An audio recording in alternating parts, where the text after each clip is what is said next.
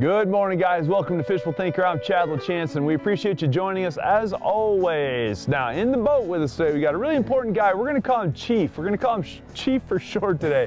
It's actually Brandon White. Brandon White's the Assistant Hatchery Chief for the state of Colorado. Been on the show one other time, and we did some smallmouth, spotted bass, and largemouth fishing. Now we're at Lathrop State Park here outside of Walsenburg, Colorado. We're looking for pike to start the morning off. What else is in here? You said there's a whole menagerie of fish in here. Yeah, there's everything. We've got largemouth and smallmouth. We've got walleye, saugeye, wiper, channel cat, and it also gets catchable trout. Catchable trout as well. And so we're going to start with the pike just because they're a little bit more unique, but we may try for some other species as well. So Lathrop State Park's a pretty neat place here in south central Colorado, and unique. Never been here before. You've fished, but never this lake. Never fished Martin, just Horseshoe, the other lake that's in the same park. Yep. All right, there you go, guys. So stay tuned, get comfortable. This ought to be fun. Fishful Thinker Television is brought to you by Sportsman's Warehouse, America's premier outfitter. Peterson Toyota and Toyota Trucks, moving forward. St. Croix Rod, best rods on earth. Berkley, catch more fish. Abu Garcia, for life. Camp Chef, the way to cook outdoors. And Colorado Parks and Wildlife. All right. With the big bucktail right off the bat. I'll net him for you, bud. Oh, he's little. You got him? Yeah. You don't want to net him? Yeah. Oh, yeah, but there's the big bite, and you just changed to the black, did you not? Yep. Now, I'll be honest with you guys, I have never thrown big bucktails for pike. Look, it doesn't even bend that big old, is that a big old Mojo bass swim bait rod? You need pliers? Here, I'll get you some pliers right here. Ooh, living clean right there, bud. Here you go. That's clean living. Now, guys, well, I guess you can't really see the truck. Ooh, broke the hook. Broke the hook. Well, there you go. That's one to get us started, guys. And we told you we were going to have a quick start this morning, or we were hoping for it anyway. We always hope you can put him back. It's all right. So as we mentioned, Brandon is Assistant Chief of Hatcheries for Colorado, for Colorado Parks and Wildlife. One thing you hear a lot about in Colorado, and other places too, but in Colorado, are frankenfish, fish that are lab created. Classic example being a wiper, which is a white bass and a striped bass, or a splake, which is a lake trout and a brook trout, or maybe a tiger trout, which is a brown trout and a brook trout. Why does Colorado Parks and Wildlife produce fish like that? There's a number of reasons. A couple of them. One, they are certain species, like tiger muskie. Yeah, which is a muskie and a pike. Muskie and a pike, yep. Yeah. Biologists use those as management tools. So you can control, obviously, populations. They don't spawn. Right. And what they're using those fish for are basically population control on suckers. Suckers, yeah, white suckers. And white suckers are native in Colorado. Yep. And they populate in a huge way in a reservoir environment. And they take up a viable, available biomass for other fish. And they eat nymphs, correct? A lot of what they eat is nymphs and small crustaceans, which sounds suspiciously like a trout. Yeah. And the other reason we stock and make some of these hybrids are, they're a great sport fish. Right. The wiper, one of them. Right. Very targeted species in our state. Saugeye, which is a walleye and a sauger mix. Right. It offers, saugeye they like a little bit warmer water than a walleye. They can, so like the Eastern Plains lakes, Eastern Plains, Southeast Plains lakes, Eastern Plains. And the other thing is, they're not as structure oriented like a walleye. For a lot of the walleye, oh, really? You got to kind of get out in a boat and really. So they'll run shorelines or what? They'll run shorelines. And so we've gone to stocking some of those fish, like the saugeye, in a little more urban settings too, around Denver. It gets better return to creel then. Right, yeah. So it allows our anglers that aren't as, don't have boats and can get out in the water to, an opportunity to go get a species. That's delicious to eat, because they taste just like walleyes, tastes just like I can tell, yeah. Yep. Now, sauger is not a fish I've ever even seen. Do we even have those in Colorado? We do, actually. Horseshoe right here in Lathrop State Park has sauger. And true saugers. True sauger. Nice. All right, don't know what we got. I don't think it's a pike. I think it's a bass, actually. Just by how he bit, and he's staying down. I don't believe it's a pike. Yeah, it's a bass. Yeah, I don't know what we got, guys, but that's why I get jerkbaits out when you go to a multi-species place where you don't even know what's all swimming in there. Come on up in here. Little smallmouth, guys, right in the very tip snout. Now, one thing I can tell you, we've caught 2 fish now this morning in a half an hour, and both of them been barely hooked on the tip of the snout. Little fat guy. Yeah, now, you said there's largemouth in here as well. Yep, largemouth. We'll put him back in here. See you, buddy. Little smallmouth, and there's a little cutter 90 jerkbait. Guys, you've seen that on the show a bunch. Why'd I get a jerkbait out? Well, water's crystal clear. There's pike, there's bass, there's walleyes, there's sawguys. Yep. So, and wipers, any of those will hit a jerkbait.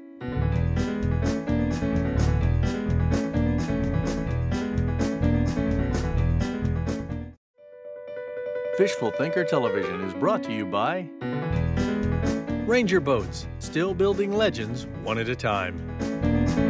Evinrude, spend more time on the water. St. Croix Rod, best rods on earth. An interesting thing I'm noticing right away, we've got a mix of grass banks, rock banks, looks like broken rock and serious rubble up here. Interesting mix in this lake. I guess that makes sense as to why there's different species able to thrive in here. What other amenities they have here at this park? I think there's camping and... Yeah, they're definitely camping. There's a little swim beach by the boat ramp. Yeah. Yeah, and by the way, it's a nice boat ramp and everything they've got here. Very nice. Real nice facility. Concrete. Yeah, it's a beautiful boat ramp. The interesting thing about this state park, there's a golf course that adjoins it. And I didn't see it because it was dark when we pulled in here, but there's a golf course here. And if you're camped at the park here, you get a discount on the golf course. It seems like here at Lathrop, there's all kinds of bank access as well. So a guy could fish. It's a small enough lake that you wouldn't even really be that much of a disadvantage. You know, you can get around it pretty good. I mean, park right here next to the lake or over on the dam. It looked like there's foot traffic.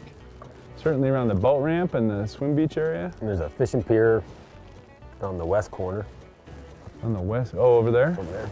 Oh yeah, nice. Now we don't want to get near that net. Public service reminder. Yeah. That net has got nylon, runs from that buoy to that buoy, right into the surface, follows the contour, but it could be as high as right into the surface. If you snag that, you will not only lose your lure, you will seriously irritate the biologists that set it, because what will happen is you'll break your lure off, and then they've got to come along here first thing in the morning with cold hands and wet hands and pull that net, and next thing you know, they've got your treble hooks in their hands. So keep that in mind too. The biologists in the fall go through the lakes in the state and sample and look at population of the different species. So they're experimental gill nets, different mesh size, and what they'll do is they'll leave them out overnight, and those fish get caught in the nets, and then in the mornings the biologists will come back out with a crew and they're sampling, they're taking length and weight measurements off the fish. Right. And then numbers. Looking at numbers, and what that does is that it helps them assess what's going on in the bodies of water, and from there they can set their what they want for that year, for the next year for stocking. And then they call you and beg for fish. They call us, and every year at the end of the year we go through a stocking schedule. There's a little bit better one here. That's a nice small one. And he got it on the paws. Yeah, that's a good small one. That's a good small one. Stay down, baby. Easy, buddy. He's not giant, but he got it on the long paws. Easy. Come on up in here. There you go. Now, a rock dam and a jerkbait. I know how that system works. Look at this. Peeing. What's he doing that for? You're squeezing her. Well, besides the obvious, yeah. That's a good one, though. She's got a crawdad she's trying to get rid of. Missing an eye on this side. Ain't gonna hurt her any, though, but that's a good size smallie. Nice. Dude, we'll take that. Multi-species jump. Multi-species action this morning. Here's the rock tip right here on the point. You got a rock point, you got crystal clear water, you got a jerkbait.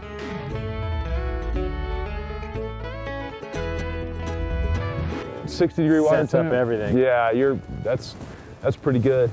That fish was on a long pause, guys. I just want to point that out. He was on a real long pause.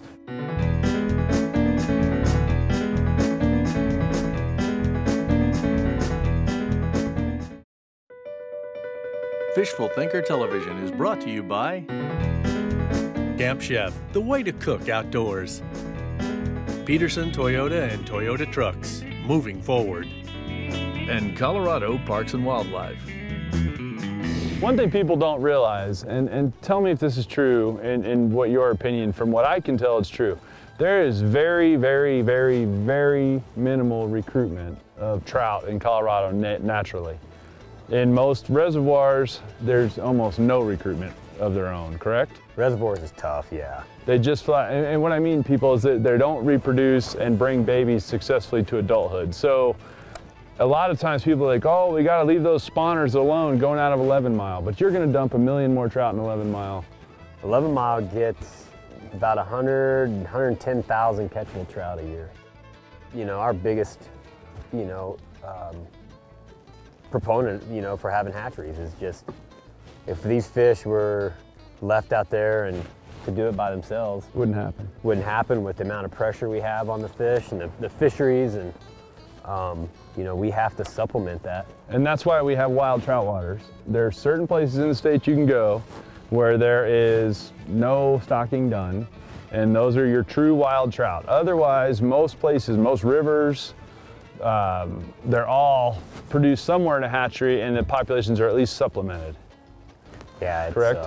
Right, and we've got, that's why we have 19 hatcheries in the state. It's a big draw for our state with the fishing, and Sure. we have to help those populations along. It's kind of a neat deal. Now, there's very few lakes in the state that can even hold up walleyes. Horsley Reservoir, which is my home lake, is one of them that doesn't get stocked with walleyes, and they hold up just fine there. You stock them back into Cherry Creek and Chatfield, though, right? Even though those are brood lakes. Yep. And Pueblo. And Pueblo. Pueblo averages about 12 to 14 million fry back into the lake every year. And these are all state parks we're talking about. These are all Colorado state parks. That's important because of the fact that they're all managed by the same agency. Same agency. Who then subsequently can keep track of all the numbers. Yep.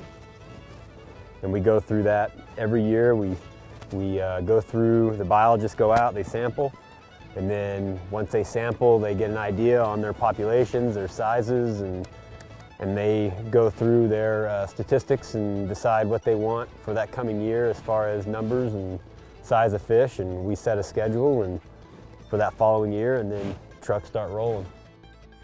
We're gonna get bit right here. Yeah, you see there's a couple of them on the... And it looks like we're just bombing around out offshore, and we are, but we're fishing grass clumps, grass heads that are out here, which you can see on the graph. Big one too, I think. Yeah, it's not that big. That's weird. He juked me in a big way, guys. I ain't gonna lie to you. I had this thing down in the weeds, and I ripped it up and out of the weeds, and I was like, oh, it's still in the weeds, and he thumped it. I only made 2 casts, guys, with that. That's a Johnson beetle spin arm that we talk about a lot with the custom willow blade on it, and there we got him. And good call, by the way, Mr. White. I'm coming back over here, and we're gonna swing him up in here because he's not that big, and I got him on the goat rope. Easy pike. There we go. And pike have a ridge on their peduncle right there, or excuse me, opercle, that you can hold on to, but ta-da, there's another one. Now, you say there's bigger ones than that in there. We're gonna put this one back. Pretty fish. But you say there's bigger ones than that in here. There's bigger ones. All right, that's a good sign. Got him on the Bass X rod. We've been doing a bunch of pike fishing with that thing.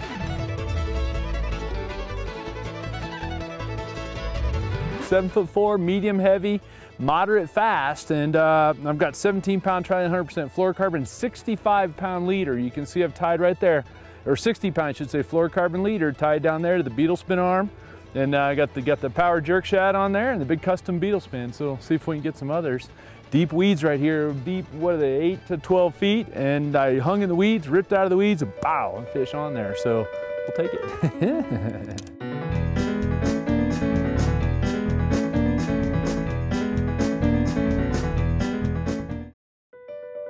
Fishful Thinker Television is brought to you by Sportsman's Warehouse, America's premier outfitter. St. Croix Rod, best rods on earth. Camp Chef, the way to cook outdoors. Got a big one. Good job. Right here. All right, he followed it up and got it right here. If you grab the net out, because I don't know what I got right here. I don't think it's a pike. Looks like a trout. It's a big one, whatever it is. It got me down on the grass right there. So I'm gonna go back to it. If you'll grab that out of there, Brandon, we'll see what it is. I don't even know. It just came up and swirled at the bait. I watched him come up and swirl. He got me down on the grass right here. Come up out of there. Or he got me wrapped. I don't know what he's in down there, guys, but he's right there. It's a big old fish, whatever it is. And I don't know what he's got me wrapped in, but he ain't coming out. Ooh, it's solid, whatever he got me in. All right, I'm gonna slack him totally out and see if he'll swim. Oh, there he goes. No, he's hung solid on whatever. You can still feel him, he's still on there. What's he hung in? That's a weird one, guys. Now, I hadn't seen that before. I don't even know what it is. Huh. Can you see him? Here, poke him with the net. We'll see see if we can get him with the net. He's not deep right there, whatever it is. I'm gonna slack him out again totally. He's totally slack. There's no tension on him. It's a good sized fish. I thought it was a big old smallie. But I don't know. I don't even know if he's still on there. Just reach down there with the net and see if you can get the bait. A little closer. Okay. I don't even know. This is a weird one right here. I've never seen a fish come up and do that. Okay, there you go. Can you reach it at all? I can't reach it from there. Huh, okay. Now, there's no way he's still on there. If he is, I don't know, guys. There he is right there. There's a stick up right there. That's what he's in. I'm just gonna pull him up. Yeah, he's still on there. He's out. He's out. He's out? He's out. Here he comes. Oh, he's just down in the weeds. Yeah. He went straight into the weeds, and now I'm gonna see if my tackle's strong enough. He keeps going farther into the weeds. And I'm just gonna pull him up. There he is, he's kicking. Okay, do that again. He's down there, I can feel him. When you were doing that, he was kicking on the plug. Oh, guys, this is when you need a hatchery guy. There's gotta be hatchery humor in here somewhere. Yeah. There he is, he's coming up now. You got him? Pike. It's a pike. After all that, guys, it wasn't even a big pike, but you know what, guys, that seems, oh, now he just rolled himself up like a coffin in the bait.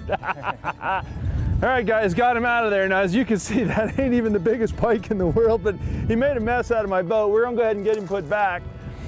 Brandon White. Chad, appreciate it. Chief right here, Assistant Hatchery Chief, Colorado Parks and Wildlife. He's the guy that makes sure we have fish to catch. We appreciate everything you do. I'm all slimy and smell like pike, but I bet you've done that before. We've had a great time. Lathrop State Park, guys, a really cool place here in Walsenburg, Colorado, right off the side of Interstate 25. Not a hard place to get to, but a little bit out of the way from what most people are used to, and I think it's worth it because of that. Right. Nobody here, hardly anybody. One boat here, couple paddle boats over there. Yeah. Yeah, don't let today's conditions fool you either. Everything I've heard about this place is it's a fantastic fishery. They caught a 40-inch pike here this morning. It just wasn't us. It wasn't us, not under our line. All right, guys, welcome to the Camp Chef Kitchen here at Casa de Fishful. We're on the deck and we're doing some cooking. We've got a great new tool. We've got the ARTISAN pizza oven. It's sitting on the Pro 90X stove. You've seen that before with us. Well, this pizza oven's a brand new thing for me. It's got a big giant ceramic block in here, and it's sitting on 60,000 BTUs. So it's now cranking at 750 degrees. And what we're gonna do is we're gonna make a macadamia nut crusted walleye fillet. It's gonna be really simple. It's gonna cook really fast, obviously in that temperature. So what we've got right here is walleye fillet. You gotta start with a little salt and pepper. So I'm gonna use just a little bit of kosher salt on here. It's actually pink Himalayan sea salt, but it is certified kosher. And a little bit of black pepper as well. You gotta have a little base seasoning. We're gonna start off with just a little bit of olive oil on top as well. This is macadamia nuts that I put in a food processor and I pulsed them with some fresh oregano and some fresh parsley and some lemon zest and some lemon juice and a little bit of garlic. And that's formed into basically a paste right here. And we're gonna put some of it on top. And I'm gonna use my fingers for it because it's kind of sticky and pasty and I want a good even coat and I don't want a lot of it in the pan. It'll just burn once it's in the pan. Now, if I look at this, it's 750 plus degrees at this point, which is very hot. The reason that's important is it's gonna put a crust on the top of this that I feel like is a critical part of the dish. If you put it in your regular oven in the house under the broiler or something like that, it's gonna smoke and burn and be all nasty. Here we're outside, it's not relevant if it does that. So we're gonna go ahead and stick it in this Camp Chef oven, and it won't take but just a couple of minutes. Oh, buddy, look at it already, guys. It's been in there for 3 minutes, and already look, it's getting some fantastic color on it. We're gonna stick it back in there another couple of minutes. Okay, guys, 5 total minutes. We're taking it out. It's done. You can see it's got excellent color on the top of it. I got just a little bit of browning on all the macadamia nuts, and I'm just gonna let it sit in the pan. We'll let it sit over here on the side and let it sit in the pan. A little bit of lemon juice just to make it kind of pop here right at the end. Give it a little bit of tang to it. Such a unique tool, something like a ribeye steak. You know, brush it with clarified butter, a little salt, a little pepper, throw it in there, same concept, fantastic. You know, a piece of seared tuna or something like that, really good way to go about it. Any sort of open fish sandwich you could grill in there in a hurry. And of course, we don't even need to talk about the pizza itself. Really unique tool, a lot different than most things you see. It's certainly not something you can duplicate in your kitchen without a really expensive range hood and things like that. And this would go good with a variety of vegetables, asparagus. Oh, it definitely cooked. You can see the fish trying to come apart right there. And we'd want to sprinkle all the goodness right on top right there. So simple, guys, so simple. Mmm, so good. By having extreme heat, you get the nice crust on top. If you do that in an oven, that's gonna be much softer. It doesn't have the textural component that it has right here. Definitely got some lemon from the lemon zest and the lemon juice that's on there. And the macadamia nuts crusted up really, really nice on top. That is a really, really good dish, guys. Check out all the Camp Chef stuff. Go to their website, go to Sportsman's Warehouse, check out all the Camp Chef stuff. If you want the recipe, go to our website. And of course, check out all of our social media at Fishful Thinker across the board. We'd appreciate that. Most importantly, we hope you'll tune in, and we'll see you next week. Time now for today's best catch, brought to you by Berkley. I only made 2 casts, guys, with that. That's a Johnson beetle spin arm that we talk about a lot with the custom willow blade on it. And there we got him. And we're gonna swing him up in here because he's not that big, and I got him on the goat rope. Easy pike. There we go. Berkley, catch more fish. That was dumb. Came off. Come off. God, he dumped it on the drop too. Now I got in the weeds. Good Lord, dude, he wrecked my junk.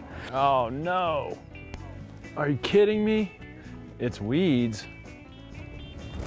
Oh, no, just the weed beds right there.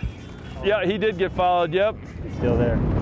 Oh yeah, he's right. Oh my God, it's a giant. He saw the boat. He saw the boat. Oh my God, that was a giant.